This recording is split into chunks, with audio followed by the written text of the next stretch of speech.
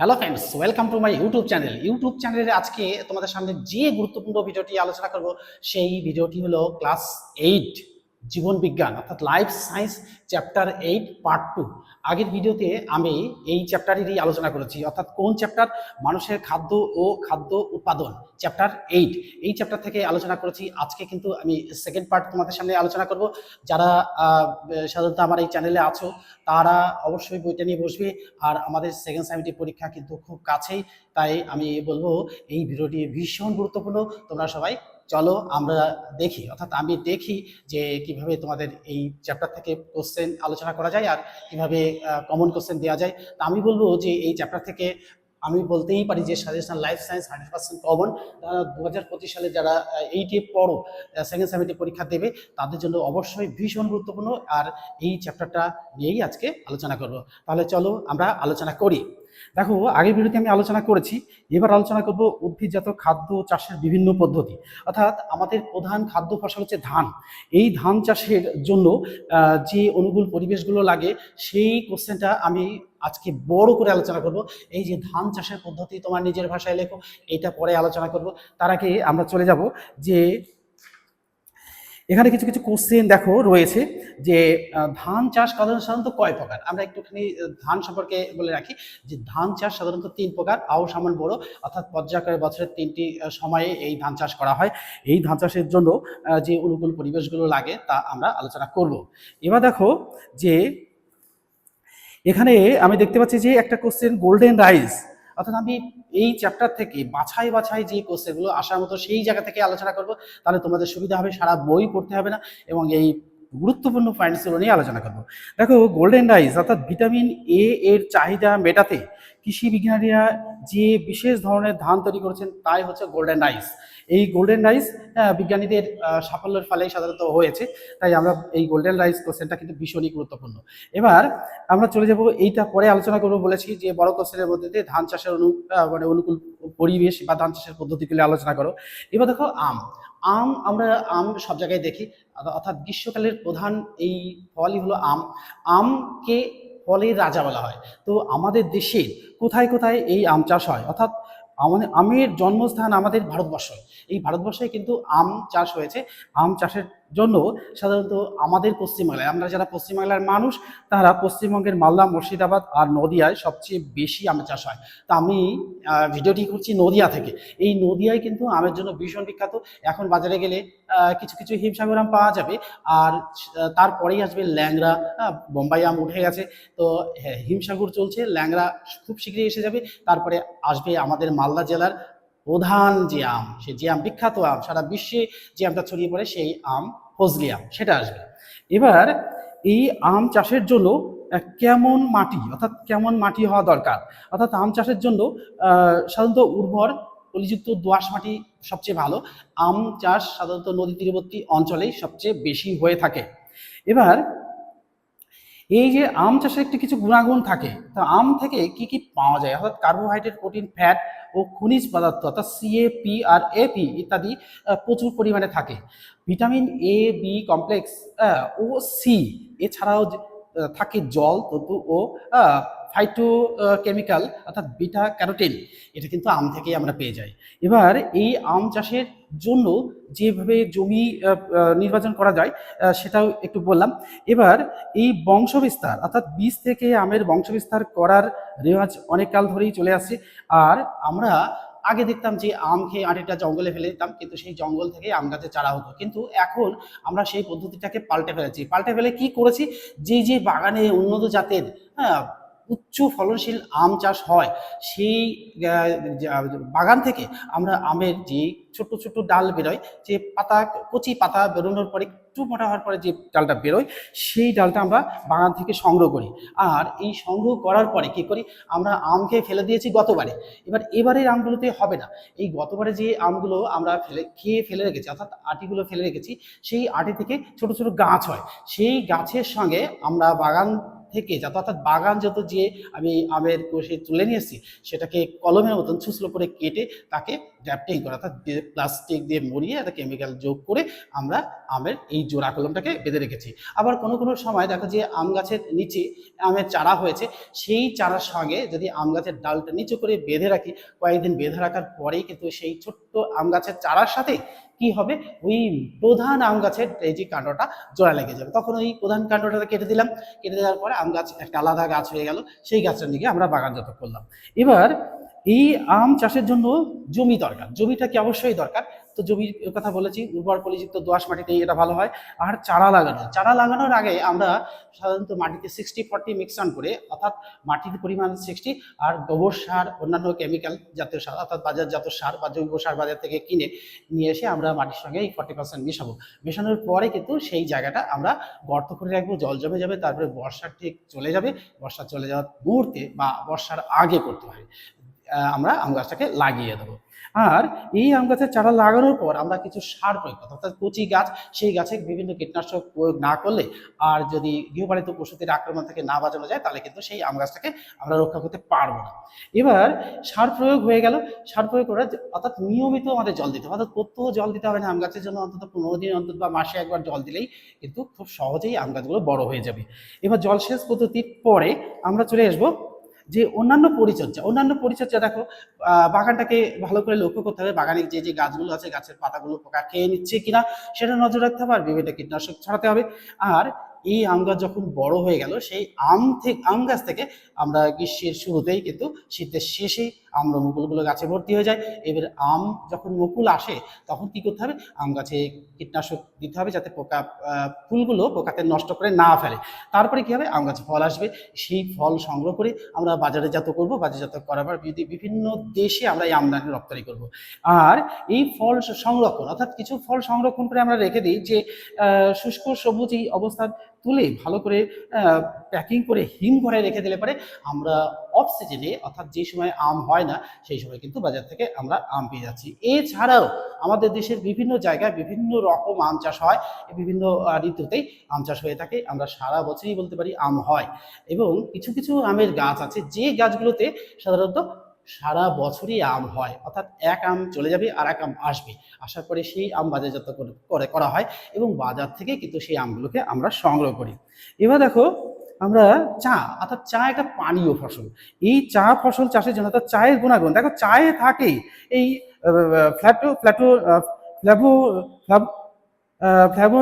Flavonoid tannin, অর্থাৎ এই উদ্বায়ী তেল আর ভিটামিনযুক্ত বি কমপ্লেক্স, যা স্বাস্থ্যের পক্ষে ভীষণ ক্ষতিকর, ভীষণ কিন্তু ভালো চা পক্ষে। অর্থাৎ এই চায়ে বেশি পরিমাণ থাকা ফ্লুরাইড দাঁতের ক্ষয়রোধ করে। অর্থাৎ চা আমরা কিভাবে খাবো, চা কিন্তু আমরা যদি খাওয়ার পদ্ধতিটাকে এমন, চা গাছের পাতা তুলে নিয়ে এসে সেই পাতা শুকিয়ে দিয়ে বাগানজাত করে শুকিয়ে নেওয়ার পর বাজারে আসে সেই চা, অর্থাৎ একটু জলে সাধারণত অল্প একটু চিনিতে, অর্থাৎ লিকার চা যেটা বলা হয়, আমরা দুধ ওর সঙ্গে সংযোগ করলে অ্যাসিডিটি হওয়ার সম্ভাবনা থাকে। এইরকম চা যদি আমরা পান করি তাহলে আমাদের প্রচুর পরিমাণে গুণগণ পাওয়া যায়। অর্থাৎ এবার দেখো যে এখানে আরো কোশ্চেন আমি একটু পেয়ে যাচ্ছি যে সবুজ চায়ে যে ভিটামিন কে থাকে শরীরের ভেতরে হালকা রক্তক্ষরণ, অর্থাৎ রিউম্যাটিক প্রদাহ আর হার্ট অ্যাটাক হতে বাধ্য হয়। তাহলে হার্ট অ্যাটাক ঠেকাতে, অর্থাৎ অ্যাটাক হতে বাধা দেয়, অর্থাৎ হার্ট অ্যাটাক হয় না। অর্থাৎ চা দেখেছো তাহলে কত প্রয়োজনীয় জিনিস। এবার চা চাষ করার জন্য কি কি অনুকূল পরিবেশগুলো দরকার তা একটুখানি বলবো।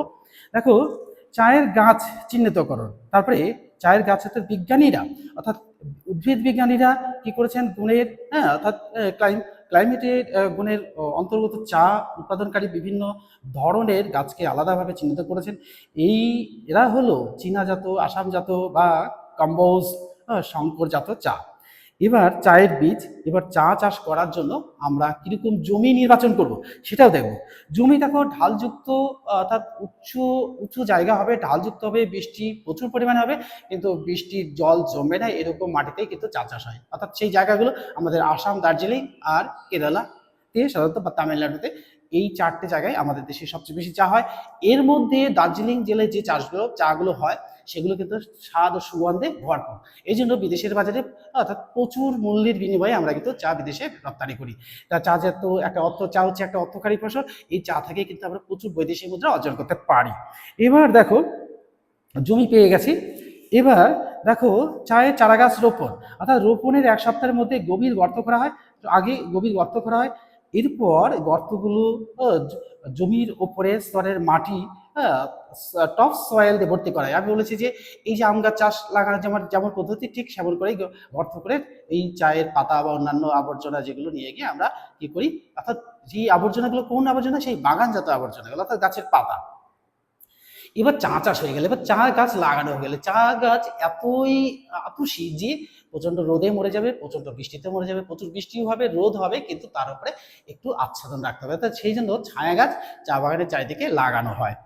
এবার আগাছা দমন, যেমন ধান চাষের ক্ষেত্রেও একই রকম, এই আগাছা যে বাগানগুলো হয় সেই আগাছাগুলোকে দমন করতে হবে বা আগাছা নাশক ঔষধ কিন্তু ব্যবহার করতে হবে। তারপরে প্রয়োজন মতো সার ব্যবহার করতে হবে, অর্থাৎ প্রয়োজনের দিকে তাকিয়ে, অর্থাৎ গাছের চেহারা দেখে। আমরা যেমন মানুষকে ছোটবেলা থেকে মানুষ করি, অর্থাৎ ছোট শিশুকে যেভাবে মানুষ করি, গাছকেও সেইভাবে মানুষ করতে হবে। অর্থাৎ দেখে বুঝতে হবে যে কি প্রয়োজন সেই গাছটার, জল প্রয়োজন না সার প্রয়োজন না ওষুধ প্রয়োজন, সেগুলো দেখে আমরা নির্বাচন করব। অর্থাৎ আগাছাও দমন করব, সারও প্রয়োগ করব, জলসেচ ব্যবস্থাও করব। আর কি করব, চা পাতা তোলা, হ্যাঁ চা পাতা তৈরি, চা গাছ থেকে পাতা তোলা কিন্তু চা তৈরির পক্ষে উপযুক্ত নয়। অর্থাৎ এই যে চা গাছ থেকে তোলা পাতা কিছু চা তৈরির জন্য উপযুক্ত নয়। এই তোলার পরে নানা রকম পরিবর্তনের মধ্যে দিয়ে যাওয়ার পরে চা পাতা থেকে চা তৈরি হয়। অর্থাৎ চায়ের একটা পাতা একটা করি, এইটা থেকে যে চা হবে সেই চাই হবে সুগন্ধি স্বাদে ভরপুর, সেই চাই বিদেশে বাজারে রপ্তানি করা হবে।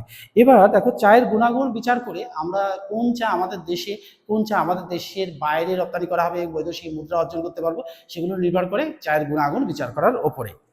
এবার আমি চলে যাব মৌমাছিতে। মৌমাছিতেও দেখো, মৌমাছিটা কিন্তু আমাদের মতোই কিন্তু সমাজবদ্ধ প্রাণী। আমাদের সমাজে যেমন আমরা পুরুষরা কাজ করি, মেয়েরা বাড়ির কাজগুলো দেখাশোনা করে, পুরুষেরা অর্থ উপার্জন করে, অর্থের বিনিময়ে যে জিনিসপত্রগুলো কিনে আনা হয় বাজারজাত করে, এবার সেই জিনিসপত্র বাড়িতে আনার পর কিন্তু মেয়েরাই সেটা করে। কিন্তু এখানেও কিন্তু এই মৌমাছির কিন্তু জীবনচক্রটা কিন্তু ওদের, এই মৌচাকে থাকে রানী, পুরুষ আর স্ত্রী।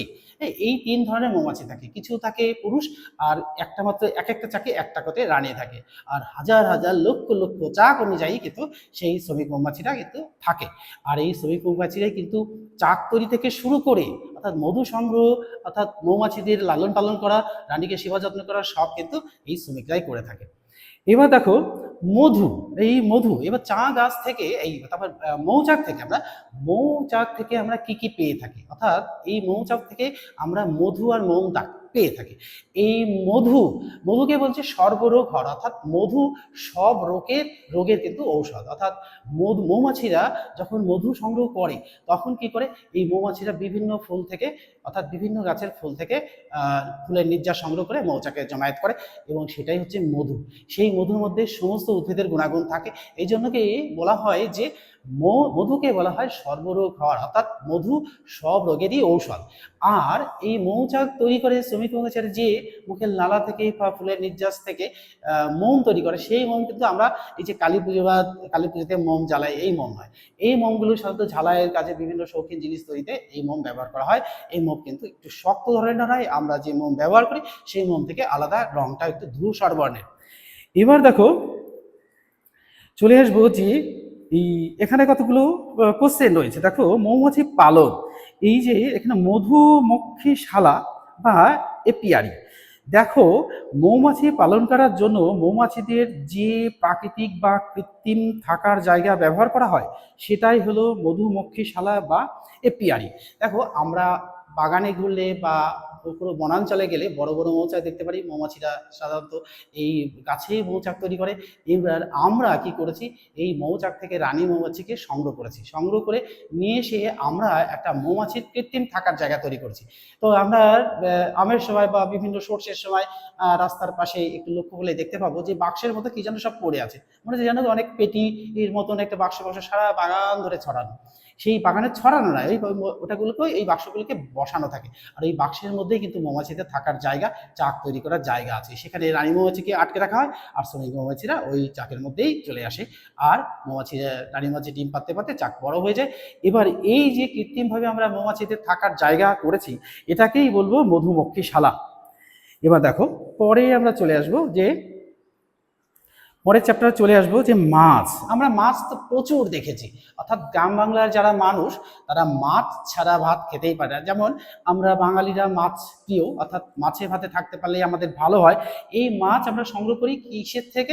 অর্থাৎ আমাদের দেশীয় কিছু নদী, খাল, বিল থেকে আর সমুদ্র থেকে। এই সমুদ্র থেকে যে মাছগুলো পাই সেগুলো সব নোনা জলের মাছ, আর আমরা পুকুর নদী থেকে তো স্বাদু জলের মাছ, আর খাল বিলে এটাও স্বাদু জল থাকে। এই জল থেকে বিভিন্ন ধরনের মাছ আমরা সংগ্রহ করে থাকি।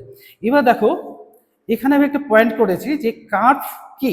এবার দেখো, মাছের তার আগে একটু বলবো যে মাছ চাষ, অর্থাৎ এই কিছু মাছ পাই অন্তর্দেশীয় অর্থাৎ মিঠা জল বা স্বাদু জলের মাছ, কিছু অল্প লবণাক্ত জলের মাছ, আবার সামুদ্রিক মাছ যেটা হচ্ছে উপকূলীয় মাছ, উপকূলীয় অঞ্চলের মাছ, আর গভীর সমুদ্রের মাছ।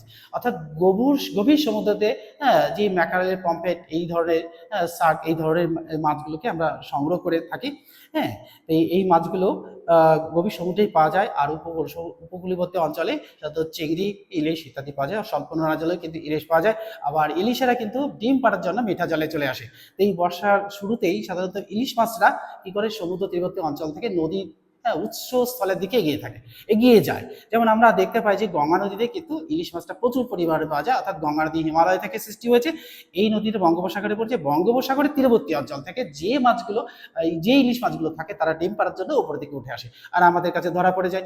কিন্তু আমরা একটু অন্যায় করে ফেলি যে এই মাছগুলোকে যদি যাওয়ার সময় ছেড়ে দিই, তাহলে কি হবে, এই মাছগুলো ডিম পেড়ে চলে আসার সময় কিছু মাছ ধরলাম, বড়গুলো আর ছোটগুলো চলে গেল। কিন্তু আমরা তার কোনোটাই করি না। এটাই দুঃখ যে মাছগুলো যাওয়ার সময় একবার ধরা পড়ে, আসার সময় কিন্তু একবার ধরা পড়ে যায়। এবার যে মাছগুলো ধরা পড়ে না তারা আবার সমুদ্রে চলে যায়, পরের বার আবার ডিম পাড়ার জন্য তারা বড় হয়ে চলে যায়, আবার ডিম পাড়ার জন্য চলে যায়। এইভাবে কিন্তু সিস্টেমটা চলে। তো এই যে ইলিশ মাছ আমরা বর্ষা ঋতুতে পাওয়া যায়, মাছের রাজা কি ইলিশ। এই ইলিশ মাছটাই কিন্তু আমরা বর্ষা ঋতুতেই পাই। আর ইলিশ মাছ যেমন স্বাদ তেমন সুগন্ধ। তো কারো বাড়িতে যদি ইলিশ মাছ ভাজা হয় না, তাহলে কিন্তু জিভে জল আসে, না ইলিশ মাছ, ও কি সুন্দর একটা সুগন্ধ। তাহলে ইলিশ মাছের গন্ধ শুকেই আমরা বুঝে যাই যে ইলিশ মাছ ভাজছে। তো এবার মাছ চলে গেল। মাছের পরে দেখো, মাছের এই যে পুষ্টিগুণ, কিছু কিছু পুষ্টিগুণ থাকে, এই পুষ্টিগুণগুলো আমরা মাছ থেকেই পেয়ে যাই। তার আগে আরেকটা কোশ্চেন আমি তোমাদের সঙ্গে শেয়ার করবো, গুরুত্বপূর্ণ কোশ্চেন। সেই কোশ্চেনটা হচ্ছে হ্যাচারি, অর্থাৎ প্রকৃতি থেকে মাছ চাষিদের সংগ্রহ করা নিষিক্ত ডিমগুলো থেকে ডিম পোনা তৈরি করার জন্য একটা পুকুর রাখা হয়। অর্থাৎ প্রকৃতি থেকে, নদী থেকে মাছগুলোকে ধরলাম, সেই মাছের ডিমগুলোকে সংগ্রহ করে ডিমকে ফোটানোর জন্য একটা আলাদা জায়গা, সেটা সংরক্ষিত জায়গা, যেখানে মানুষ স্নান করবে না, কেমিক্যাল যাবে না, চারিদিকে ঘেরা, কোনো প্রাকৃতিক আক্রমণ অর্থাৎ প্রকৃতি থেকে যে ক্ষতিকর দিকগুলো থাকে সেগুলো থেকে আলাদা রাখা হয়। সেটাকেই আমরা বলবো এই হ্যাচারি। হ্যাচারিতে কিন্তু এই ডিম পোনা অর্থাৎ ডিম পোনাদের ওখানে রাখা হয়। আচ্ছা, এবার দেখো মাছের এই বংশবিস্তারের একটা দেখো, ডিম পোনা থেকে ধানি পোনা, অর্থাৎ ডিম পোনা ছোট ছোট ডিম, তার থেকে ধানি পোনা, এইটুকু ধানের আকৃতি বিশিষ্ট, সেই জন্য ধানি পোনা বলা হয়। তারপরে আমরা ছোট ছোট চারা পোনা হবে, এই চারা পোনাগুলো কি করি, তখন এই হ্যাচারি থেকে নিয়ে এসে আমাদের পুকুরের জল পরীক্ষা করে সেই জলে ওই মাছেরা থাকতে পারবে কিনা সেটা বিচার বিবেচনা করেই তবে কিন্তু ওই চারা পোনাগুলোকে আমরা নিয়ে এসে পুকুরজাত করি। পুকুরজাত করার পর সেখানে বিভিন্ন পদ্ধতিতে মাছদেরকে চাষ করা হয়। চাষ করার পর আমাদের সেই মাছ বাজারে আসে। তাহলে মাছ চাষ গেল। এবার আমরা যে পোলট্রি, এই পোলট্রি দেখো, পোলট্রি পাখি বলতে হাঁস আর মুরগিকেই বোঝানো হয়। এই পোলট্রি পাখি, হাঁস আর মুরগির ডিম যদি আমাদের বাজারে না থাকতো না, তাহলে আমাদের কিন্তু ভীষণ অসুবিধা হতো। আমরা মাংস বলতে মুরগির মাংস, আর ডিম বলতে মুরগির ডিম। তার সাথে সাথে গ্রামাঞ্চলে বা গ্রামভিত্তিক যে এলাকাগুলো, সেখানে হাঁসের ডিমও প্রচুর পাওয়া যায়। আমরা হাঁসের ডিম, হাঁসের মাংস কিন্তু ব্যবহার করে থাকি। এবার দেখো, আমরা এই যে পোলট্রি পাখি, এই দেখো এখানে কয়েকটা কোশ্চেন রয়েছে যে মুরগির অর্থাৎ ওজন অনুসারে হালকা জাতীয় মুরগি অর্থাৎ লাইট ওয়েট, আর হচ্ছে ভারী জাতীয় হেভি ওয়েট, হেভি ওয়েট মুরগি, যেসব মুরগির ওজন 2 থেকে 3 কিলোগ্রামের মধ্যে থাকে সেগুলো হচ্ছে লেগ হর্ন। এই লেগ হর্ন জাতীয় মুরগি কিন্তু ফার্মে চাষ করা হয়। আর যে মুরগির ওজন 3 কেজির বেশি হয়, অর্থাৎ সেইগুলোকে আমরা বলবো ভারী জাত। অর্থাৎ এই মুরগিগুলো হলো এই আসিল, হ্যাঁ, আসিল, বার্মা আর প্লাই মাউথ রক, এই ধরনের মুরগিগুলো বড় হয়। তো দেখো এই যে মুরগি রাখার এখানে একটা কোশ্চেন লুকিয়ে রয়েছে, কোশ্চেনটা হচ্ছে সিটার।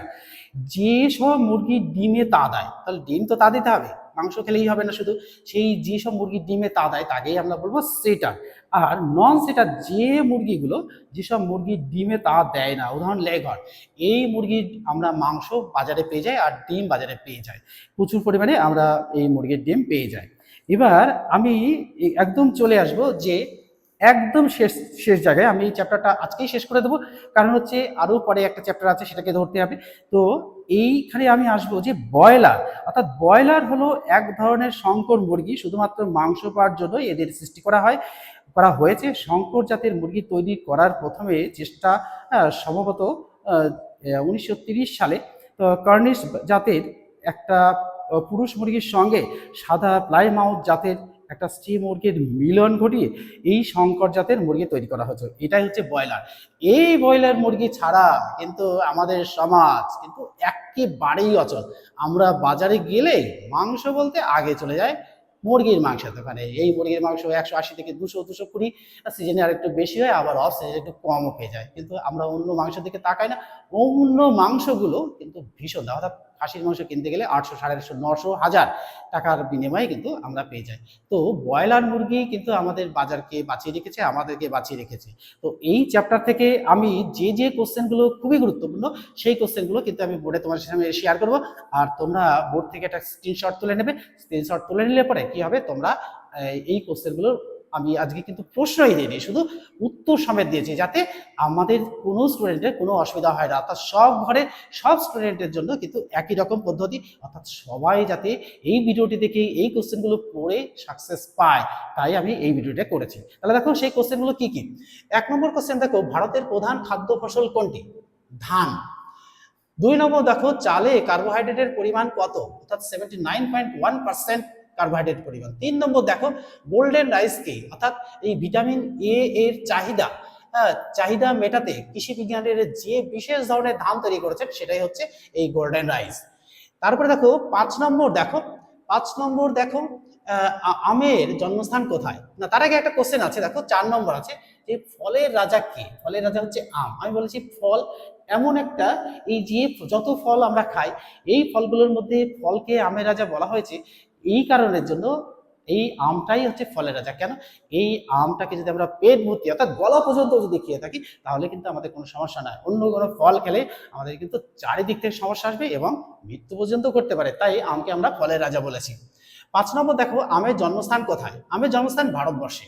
6 নম্বর দেখো, পশ্চিমবঙ্গের কোথায় কোথায় প্রচুর পরিমাণে আম চাষ করা হয়? তা আমাদের এই রাজ্যের দেখো, মালদা, মুর্শিদাবাদ, নদিয়া, আমরা নদিয়ার মানুষ, নদিয়াতে তো প্রচুর পরিমাণে আম পাওয়া যায়। এই নদিয়ার আম এখন খাচ্ছি, আর কদিন পরে আমরা মালদা ও মুর্শিদাবাদের আম খাবো, অর্থাৎ ফজলি আম। 7 নম্বর দেখো, কয়েকটি উন্নত জাতের আমের নাম লেখো, অর্থাৎ হিমসাগর, ল্যাংড়া, বোম্বাই, কালাপাহাড়, গোসাইভোগ ইত্যাদি ইত্যাদি আম কিন্তু ভীষণই নাম করা আম।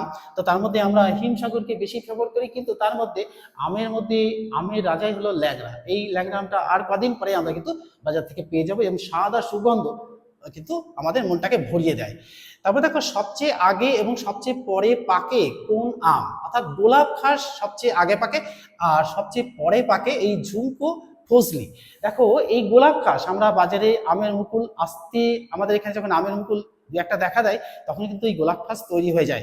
তার কদিন পরে যখন ছোট ছোট আম পাওয়া যায়, তার সাথে সাথে গোলাপ খাস আম বাজারে গেলেই আমরা চিনতে পারবো। আমি তোমাদের চিনিয়ে দিচ্ছি কিরকম ধরনের সেই আমগুলো। আমগুলো হচ্ছে লাল টকটকে, হলুদের উপরে লাল, একদম হচ্ছে সিঁদুর মাখানো। আমটা বেশি বড় হয় না, এরকম সাইজের, এক একটা আমাদের 100 গ্রাম 150 গ্রাম কি খুব বেশি 200 গ্রাম ওজন হয়। এই আমটা কিন্তু স্বাদ ও সুগন্ধে খুবই ভরপুর, আর দেখতে একেবারে রানী একেবারে। তো দেখো গেল গোলাপ খাস। এবার দেখো 9 নম্বর, অঙ্গজ বিস্তার কি? অর্থাৎ উদ্ভিদের কোন অঙ্গ থেকে, কোন অঙ্গ থেকে নতুন উদ্ভিদ তৈরি করাকেই বলা হয় অঙ্গজ বিস্তার। 10 নম্বর দেখো, টি শব্দটি কোথা থেকে এসেছে? এই চীনা শব্দ টি থেকে কিন্তু টি শব্দটি এসেছে, অর্থাৎ চা শব্দটি এসেছে। দেখো তারপরে 11 নম্বর কোশ্চেন, চায়ে কি কি থাকে? চায়ে থাকে এই ফ্ল্যাভোনয়েড, ট্যানিন ও ক্যাফিন ইত্যাদি, এই জিনিসগুলো চায়ের মধ্যে থাকে। 12 নম্বর দেখো, সবুজ চায়ে কোন ভিটামিন থাকে? অর্থাৎ সবুজ চায়ে ভিটামিন কে থাকে। তারপরে দেখো 13 নম্বর, ভারতের কোথায় কোথায় সবচেয়ে বেশি চা উৎপন্ন হয়? তাহলে আমাদের দেশের আসাম, দার্জিলিং, তামিলনাড়ু ও কেরালা রাজ্যে প্রচুর পরিমাণে চা উৎপাদন হয়। তারপরে দেখো মৌচাক থেকে আমরা কি কি পেয়ে থাকি, অর্থাৎ মৌচাক থেকে আমরা মধু পেয়ে থাকি। এই মধু হচ্ছে সর্বরোগ ঘর, আমরা সবাই জানি, ছোট থেকে বৃদ্ধ পর্যন্ত সবাই কিন্তু এই মধু খেতে পারে। আমরা শিশুরা কখনো বলি শিশুদের, কখনো শিশুরা যদি দুষ্টু কথা বলে তখন বলি না, এই তোর মা তোকে মধু খাওয়ায়নি। এই ছোটবেলা থেকে কিন্তু আমরা মধু খেয়ে মানুষ, সেই জন্য মধু খাওয়াই কেন, অর্থাৎ মধু সর্বরোগ ঘর, অর্থাৎ সব রোগকে বিনাশ করে। তারপর দেখো আচ্ছা, ভিটামিন কে থাকে, সবুজ চায়ে কোন ভিটামিন থাকে? ভিটামিন চায়ে ভিটামিন থাকে। আচ্ছা, আসাম চা। মৌচাকে কি কি পাই? এবার দেখো তারপরে হচ্ছে 15 নম্বর কোশ্চেন, মধুমক্ষী শালা কি? অর্থাৎ মৌমাছি পালন করার জন্য মৌমাছিদের যে কৃত্রিম থাকার জায়গা ব্যবহার করা হয় বা তৈরি করা হয় সেটাই হচ্ছে মধুমক্ষী শালা। 16 নম্বর দেখো, দুটি কার্প জাতীয় মাছের নাম লেখো। অর্থাৎ এই কার্প জাতীয় মাছ হচ্ছে রুই আর কাতলা। তারপর দেখো দুটি স্বাদু জল, অর্থাৎ অল্প মিষ্টি জলের মাছ, স্বল্প স্বাদু জলের মাছ হচ্ছে রুই আর কাতলা। তারপর দেখো সিটার কি? আমি সিটারটা আলোচনা করেছি, তার সাথে আমি উত্তরটা এখানে লিখে রেখেছি। যেসব মুরগি ডিম তা দেয় তাদেরকে আমরা সিটার বলবো। 19 নম্বর কোশ্চেন দেখো, দুটি পোল্ট্রি পাখির নাম লেখো। দুটি পোল্ট্রি পাখি হাঁস আর মুরগি। 20 নম্বর দেখো, হ্যাচারি কি? অর্থাৎ প্রকৃতি থেকে মাছ চাষিদের সংগ্রহ করা নিষিক্ত ডিমগুলো থেকে ডিম পোনা তৈরি করার জন্য যে পুকুর রাখা হয় তাকেই আমরা বলবো হ্যাচারি। হ্যাচারি থেকেই কিন্তু আমরা এই মাছের চারা পোনা সংগ্রহ করি, যেগুলো পুকুরজাত করার পর আমরা বাজারে পোনা হিসাবে ব্যবহার করি। পোনা মানে কি? পোনা হচ্ছে ছোট মাছকে পোনা বলে, অর্থাৎ মাছের বাচ্চাকেই আমরা পোনা বলবো। তাহলে এই মাছ সম্পর্কে অনেক কটা কোশ্চেন আমি শেয়ার করেছি। এবার দেখো আমি যে কোশ্চেনটা আজকে শেয়ার করবো বলেছি, একটু বড় কোশ্চেন, ধান চাষের পদ্ধতি তোমার নিজের ভাষায় আলোচনা করো। দেখো আমি যদি আমরা একটা চিত্রের মধ্যে ধান চাষের পদ্ধতি এরকম, যদি এখানে 9টা 10টা পয়েন্টস লেখা আছে, এই 9টা 10টা পয়েন্টস যদি আমি এরকম করে গোল করে করে লিখে দিই, তাহলে কি হবে? তাহলে এক্সামিনার কিন্তু ভীষণই খুশি হবেন, আর সে কিন্তু প্রত্যেকটা পয়েন্টসে নাম্বার দেওয়ার চেষ্টা করবেন। তাই দেখো আমি এখানে আলোচনা করবো বীজ বাছাই। ধান চাষ করার জন্য আমাদের প্রথমেই যে জমিতে ধান হয় সেই ধানগুলোর মধ্যে থেকে বাছাই বাছাই ধানগুলোকে সংগ্রহ করব।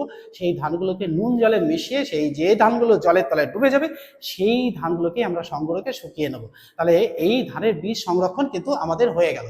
এবার বীজ শোধন করলাম, অর্থাৎ তাকে কীটনাশক দিয়ে আমরা শোধন করে রেখে দিলাম শুকিয়ে, একেবারে শুকিয়ে রাখতে হবে, নাহলে নষ্ট হয়ে যাবে।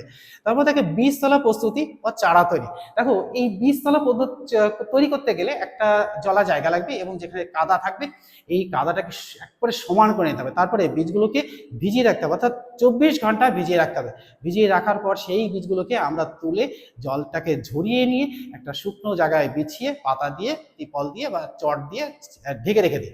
অর্থাৎ 24 থেকে 48 ঘন্টার মধ্যে এই বীজ থেকে ছোট ছোট অঙ্কুর বের হবে। সেই অঙ্কুরিত বীজ আমরা কি করবো, ওই যে কাদা জায়গা অর্থাৎ জলা জায়গায় যে জায়গাটা তৈরি করেছি, অর্থাৎ সেখানে জল থাকবে না কিন্তু কাদা থাকবে, সেই কাদার উপরে বীজগুলোকে ছিটিয়ে দেবো। অর্থাৎ ছড়িয়ে দিলে পরে কি হবে, কদিন পরেই কিন্তু সেই বীজতলা থেকে ছোট ছোট চারা হয়ে যাবে। এবার আমার চারা প্রস্তুতি আর চারা তৈরি হয়ে গেল। এবার চারা তৈরির পরে আমাদের চারা ফেলার পরে, অর্থাৎ চাল বীজতলা তৈরি করার পরে আমাদের সারা পড়ে যায় জমিটাকে তৈরি করতে হবে। জমি তৈরি করতে গেলে আমাদের জমির আলুগুলোকে ঠিকঠাক পরিচর্যা করে নিতে হবে, অর্থাৎ ঠিকঠাক করে নিতে হবে। আর জমি থেকে জল যাতে না বেরিয়ে যায় তার জন্য একটা মাটির কোলে, অর্থাৎ প্লাস বলায় ওটাকে দিয়ে নেওয়া হবে, যাতে জমি থেকে জল বেরিয়ে যায়। ভালো করে জমি চাষ করে সমান করে জমিতে যদি জমি থেকে অন্তত 2 ইঞ্চি থেকে 2 ইঞ্চি জল থাকলে ভালো হয়, সবচেয়ে তার একটু বেশি থাকলেও হয়, এরকম জল থাকতে হবে। এরকম জমি নির্বাচন করা হয়ে গেল। এবার আমরা বীজ বোনা আর বীজ রোপণ, আমরা দুটো পদ্ধতিতে ধান চাষ করতে পারি। একটা হচ্ছে যে শুকনো জায়গা যেখানে জল জমে না সেই জায়গায় চাষ করে মাটি ঝুরঝুর করে তার মধ্যে এই অঙ্কুরিত বীজ আমরা ছড়িয়ে দিতে পারি, বা ধানের বীজ যেগুলো শোধন করে রেখেছি সেগুলো ওখানে ছড়িয়ে দিতে পারবো। আর যেখানে জমি তৈরি করেছি বীজতলা থেকে যে চারাগুলো তুলবো, চারাগুলোকে তৈরি করে মাটিটাকে ভালো করে ধুয়ে আমরা চারাগুলো এই মোটামুটি ধরো 6 ইঞ্চি থেকে 7 ইঞ্চি কোনো কোনো জায়গায়, অর্থাৎ বর্ধমান বীরভূমে দেখবা 1 ফুট উচ্চতার বীজতলা হয়ে যায়, অর্থাৎ বীজের হাইট হয়ে যায়। তাহলে এইরকম বীজ নিয়ে গিয়ে আমরা ওখানে একটু জল বেশি, সেজন্য এই বীজ ওখান থেকে সংগ্রহ করে নিয়ে এসে আমরা এখন কি করেছি, আগে তো মানুষেরা নিজে নিজেই লাগাতো, হ্যাঁ, এলোমেলো হয়ে যেতে দেখতে, এখন কিন্তু লাইন করে করে আমরা বীজ লাগানোর পদ্ধতি চালু করেছি। এখন আরো কি করছে, বিজ্ঞানের উন্নতির জন্য মেশিনের সাহায্যে জমিতে বীজ বপন করা হয়ে যাচ্ছে, অর্থাৎ বীজ লাগানো হয়ে যাচ্ছে। বীজ লাগানো হয়ে গেল, এবার বীজ লাগানোর পরে বলছে যে সার প্রয়োগ, অর্থাৎ জমিতে তো সার দিতে হবে। আমি বলেছি যে একটা ছোট্ট শিশুকে মানুষ করার জন্য যেমন ভাবে একটা একটা মা তার সতর্ক খেয়াল থাকে যে শিশুটা কি করছে, কেমন আছে।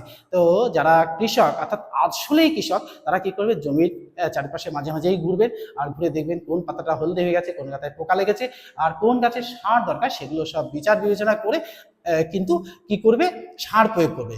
আর অন্তর্বর্তী কর্ষণ, এবার দেখো ধান লাগানোর আগে যার গাছগুলো একটু বড় হয়ে গেল, এর মধ্যে কিছু আগাছা তৈরি হয়। তো আগাছা নাশক ওষুধ আমরা আগেই দিয়ে রাখি, কিন্তু তার সত্ত্বেও কিছু কিছু আগাছা জমিতে হয়। এই আগাছাগুলোকে জমি থেকে তুলে ফেলতে হবে, মাটিটাকে একটু আলগা করে দিতে হবে। এই আমার হয়ে গেল অন্তর্বর্তী কর্ষণ আর পরিচর্যা। এবার জলসেচ, অর্থাৎ ধান গাছ পাতাটাকে বেরিয়ে থাকলেই মোটামুটি হয়ে যাবে, অর্থাৎ বেশি জলের তলায় থাকলে ধান মরে যাবে, অর্থাৎ জল দরকার। ধান পাতা যেখান থেকে নতুন পাতা বেরোচ্ছে তার আগে পর্যন্ত, অর্থাৎ ধান গাছ মাটি থেকে মোটামুটি 2 থেকে 2.5 ইঞ্চি জল বা তার একটু কম থাকলেও অসুবিধা থাকে না। এইরকম জলসেচ এরকম বুঝে আমাদের জমিতে জল দিতে হবে। বেশি জল দিলে গাছগুলো মরে যাবে, কেন না গাছের উপরে জল চলে আসলে গাছ মরে যাবে। এবার জলসেচ গেল, অর্থাৎ এবার ধান হয়ে গেল, ফসল তোলা, মাড়াই আর ঝাড়াই, বা ঝাড়াই আর মাড়াই। ফসল পেকে গেল, আমরা লক্ষ্য করলাম ফসল পেকে গেছে, এখন কিন্তু আমাদের ধান তোলার পালা, অর্থাৎ ধান তুলে ঝাড়াই মাড়াই করার পালা। এই ধান ঝাড়াই করার জন্য আমরা এখন সাধারণত মেশিনের সাহায্য করি, আগে কিন্তু ধান পিটিয়ে মলন দিয়ে, অর্থাৎ এই মলন দেওয়ার মজাটা কিন্তু খুব গুরুত্বপূর্ণ। আগের ভিডিওতে আলোচনা করেছি যে মলাই হচ্ছে যে একটা স্ট্যান্ডেশন, অর্থাৎ খুঁটির সঙ্গে অনেকগুলো গরুকে পরপর লাইন দিয়ে বেঁধে নেওয়া হলো, আর সেই ফসলকে ছড়িয়ে দেওয়া হলো, আর একটা লোক এই গরুগুলোকে পিছন থেকে তাড়ালো, আরও ঘুরতেই থাকলো, সার্কেল আকারে ঘুরে ঘুরে ঘুরে ঘুরে ওই ধানগুলো মাড়াই হয়ে গেল, অর্থাৎ ধান গাছ থেকে ধান আলাদা হয়ে গেল। আর পিটিয়ে, অর্থাৎ কোনো উঁচু স্থানে শক্ত কিছুর উপরে ধান গাছগুলোকে পিটিয়ে আমরা ধান গাছ থেকে ধান আলাদা করতে পারি। এরপরে আসছে আমরা মেশিনের সাহায্যে, আমরা মেশিন বা জমির মধ্যে নামিয়ে দিলাম, ধানের গাছ সমেত দিয়ে দিলাম, ধান একদিকে আর বিচুলি গেলো, অর্থাৎ খড়গুলো আলাদা হয়ে গেল। এবার এই খড়গুলো জমিতে ছড়িয়ে গেল, ধানগুলো আমরা সংগ্রহ করে নিয়ে চলে আসলাম। এই পদ্ধতিতে কিন্তু আমরা ধান সংগ্রহ করলাম। এবার ধান তো সংগ্রহ করেছি, এবার এই ধানটাকে ভালো করে শুকানোর পর ফসল তোলা এবং সংরক্ষণ করে রাখতে হবে। অর্থাৎ ধান তো আজকে তুললাম আর কালকে খেয়ে ফেললাম, পরশুদিন নষ্ট হয়েছে, এমন তো নয়। অর্থাৎ ধানটাকে সারা বছর রাখতে হবে। আমাদের খাদ্যের যোগান আমাদের দেশ তথা পৃথিবীর বিভিন্ন দেশে এই খাদ্যগুলোকে পাঠাতে হবে, অর্থাৎ সেই ধানগুলোকে অর্থাৎ গুদামজাত করতে হবে। গুদামজাত করার আগে ধানগুলোকে ভালো করে শুকিয়ে কীটনাশক ব্যবহার করে, যাতে পেস্ট জাতীয় প্রাণীদের উৎপাত থেকে রক্ষা করে বিভিন্ন কীটনাশক দিয়ে আমরা ধানটাকে সংগ্রহ করব। এই সংগ্রহ করার পর ধান সারা বছর চলবে, আবার পরে দিতে হবে। আর আমাদের প্রয়োজনের অতিরিক্ত ধান যেটা, সেটা আমরা বিদেশের বাজারে বিক্রি করব, আর বিদেশ থেকে প্রচুর বৈদেশিক মুদ্রা অর্জন করব। তাহলে আজকের এই চ্যাপ্টার, অর্থাৎ এই যে অষ্টম শ্রেণী চ্যাপ্টার 8, এই চ্যাপ্টারটা কিন্তু আজকে আমি এই ভিডিওতে শেষ করে দিলাম। তাহলে আজকের ভিডিওটি তোমাদের কেমন লাগলো তা অবশ্যই কমেন্ট বক্সে জানাবে, আর একটা করে লাইক দিয়ে দেবে। তাহলে আজকের মতো এখানেই শেষ করছি, পরের ভিডিওতে আবার তোমাদের সামনে হাজির হচ্ছি। Good bye friends.